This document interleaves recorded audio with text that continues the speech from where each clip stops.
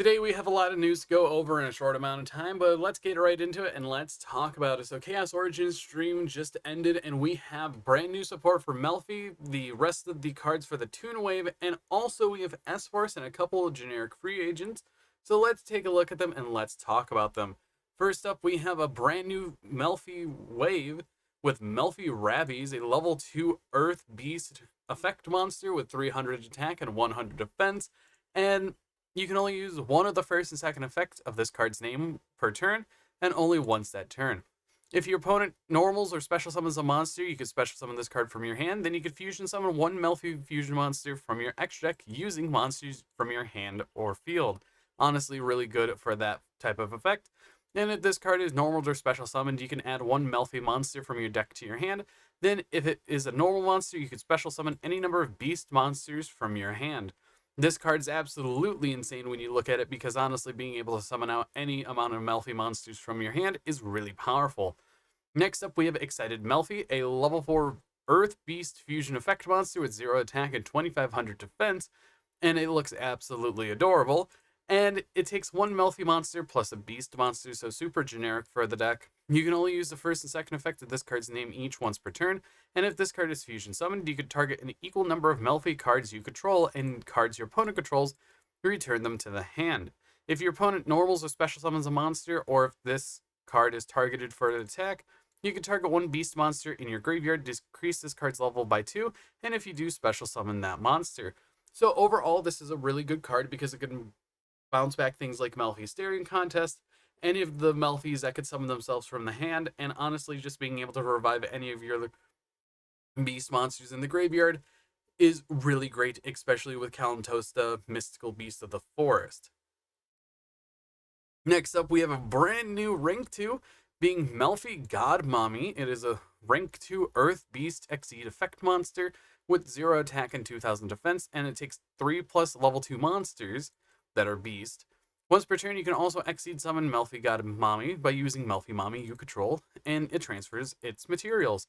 So being able to just summon this out easier is actually pretty good, because if this card is special summoned, you can add one Melffy spell or trap card from your deck or graveyard to your hand, gains attack equal to the combined attack of and defense of all Melffy monsters attached to it, and you can detach 5 materials from this card, return all cards your opponent controls to their hand.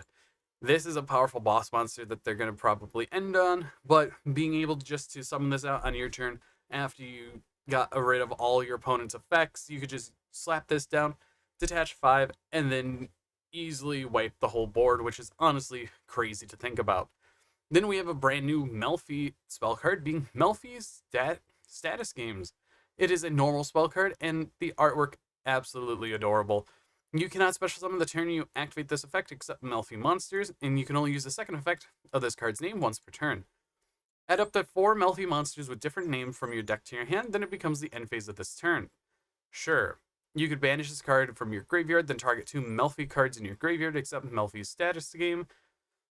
Add one of them to your hand, and if you do, place the other on the bottom of the deck. Overall, this is actually a really powerful card because it allows you to add 4 Melffy monsters from your deck to your hand, and it allows you to add the new Rabby, which is perfect and literally a very broken card because it just adds 4. And then finally, we have Exciting Melffy Time, a normal trap card. You can only use the first and second effects of this card's name each once per turn. Target one Melffy monster in your field or graveyard, return it to the hand, then you could fusion summon one beast monster from your extra deck using monsters from your hand or field. Or if you control a Melffy Exceed monster, you could banish this card from your graveyard.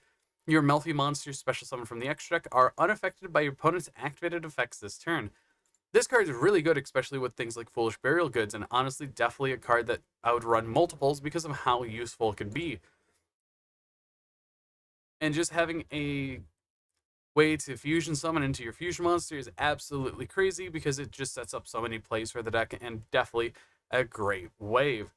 Next up, we have the brand new illusion cards from the Revolution booster for Pegasus, and we have a brand new Dark Eyes Illusionist retrain with Illusionist Faceless Mage and a brand new trap card.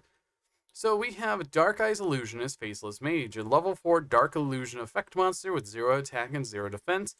And you can discard this card, then activate one of these effects, but you can only use these effects of this card's name once. So you place a mind scan from your hand or deck face up to the field, or add one other monster from your graveyard to your hand that mentions Toon World, then you could special summon it, ignoring the summoning condition.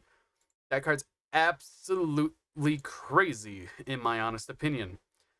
Then, after that, we have the if this card battles a monster, neither can be destroyed by battle. That is fine. This card is absolutely crazy because you get to turbo out any Toon monster from the graveyard to the field. That's absolutely crazy. But let's talk about this Mind Scan card because this is a continuous trap card that you could place. You can only use the second effect of this card's name once per turn. While you have a Toon card in your field or graveyard, your opponent must play with their hand revealed. Also, you can look at their set cards at any time. If you have a Toon monster and a Toon spell on your field and or graveyard, you could declare the name of one card that was not activated and did not activate its effects in this chain. Negate the activated effects of this card with the original name until the end of this turn while this card is face up on the field. This card is absolutely broken, and being able to look at anything your opponent has at any time is absolutely insane, and it reflects that from the Yu-Gi-Oh anime when Pegasus was using his Millennium Eye to see Yugi's hand and the cards that he sets. Overall, these cards are absolutely amazing, and honestly, let's take a look at the brand new pot of procrastination. I really relate with that name. Procrastination is one of my weakest enemies, and one of the things definitely is worth it. So, this is a new normal spell card, and you can only activate Pot of or you cannot activate Pot of Pro for the rest of this turn after this effect resolves. Also, draw cards equal to the number of cards your opponent controls. Then, if you drew 2 or more cards, place the same number -1 from your hand to the bottom of the deck in any order.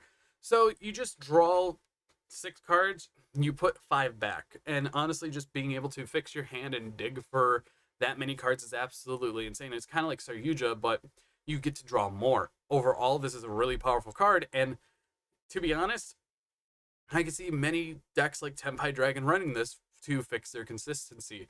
Overall, I definitely like this card, and I cannot wait to see how this will impact the metagame going into the future. Now, after that, we have a brand new generic card being Phara, the goddess of the beginning. And this card's going to be absolutely amazing, but let's get into it and let's talk about it. So it is a brand new Dark Spellcaster effect monster that's a level 8 with 2800 attack and defense, and you can only use the first, second, and third effect of this card's name each once per turn. You could reveal this card in one spell or trap in your hand. Neither player can activate cards or effects in response to this card's activation of a card with the same name as a revealed spell or trap or its effects until the end of the next turn. If this card is sent from the hand or field to the graveyard by a spell or trap effect, you could special summon this card. And if this card is special summoned from the graveyard, you could take control of the one monster your opponent controls with the highest attack your choice of tied. This is actually a very interesting card. I don't think it's going to really do much, but overall it is going to be a really interesting card that's going to be used going into the future. And overall, I definitely think that this is going to be one of the cards that players are just going to have for the collection, because she does have an overframe as well, which absolutely looks amazing. But honestly, this new support is just very good, and I cannot wait to see what the S-Force support does. And for the last 5 cards we're going to be going over are the S-Force cards. So we have S-Force Cygnus, a level 3 Light Warrior effect monster, and you can only use the first and second effect of this card's name each once per turn. If this card is normal or special summoned, you can add 1 S-Force monster from your deck to your hand, except another copy of itself. Then if an opponent's monster is in this card's column, you could draw 1 card. And if an opponent's monster activates its effects in the same column as your monster, you can make all S-Force monsters you currently control gain 1000 attack. Overall, it's just another type of starter, and realistically, it is going to be a useful card going into the future, but I don't think it's going to be enough for S-Force alone. After that, we have S-Force Night Slayer, a Link 2 Dark Psychic Link effect monster that takes 2 monsters, including an S-Force monster. You can only use the first and second effect of this card's name each once per turn. If this card is special summoned, you can add 1 S-Force spell or trap card from your deck to your hand. Quick effect, you could banish this card you control and 1 S-Force card from your hand. special summon one S-Force monster from your deck or extra deck except another copy of itself. This is absolutely amazing because it turbos out a lot of your S-Force monsters that really need to be special summoned from the hand, deck, or graveyard, or even the extra deck, but just being able to summon from the deck or extra deck is absolutely amazing. Then we have S-Force Mystify, a Link 3 Light Cyber Link effect monster that takes 2+ monsters, including an S-Force monster. You can only use the second effect of this card's name once per turn. While an opponent's monster is in its column, your opponent cannot target this card with card effects. Also, they cannot special summon with activated monsters' effects. Okay, that's actually really good. You could target one monster on the field, move it to another of its controller's main monster zone. Okay, just being able to column shift on a quick effect is really useful. It messes up with a lot of link plays, so that is one of the things to worry about. After that, we have S-Force Origins. You can only use the first and second effect of this card's name each once per turn. Special summon one S-Force monster from your hand, graveyard, or banishment, but when it leaves the field, it is banished. And if another card's become banished while this card is in your graveyard, you could banish it, take 2 S-Force cards from your deck except Origins, banish one of them, and send the other to the graveyard. And then finally, we have S-Force Sorted World. It is a brand new continuous trap, and you can only use the first, second effect of this card's name each once per turn. If you would banish a card from the hand to activate the effect of an S-Force monster you control, you could send one S-Force card from your deck to your graveyard instead, except another copy of itself. And if another card becomes banished, you could target one card in your opponent's field or graveyard, banish it, then you can move one of your S-Force monsters to another one of your main monster zones.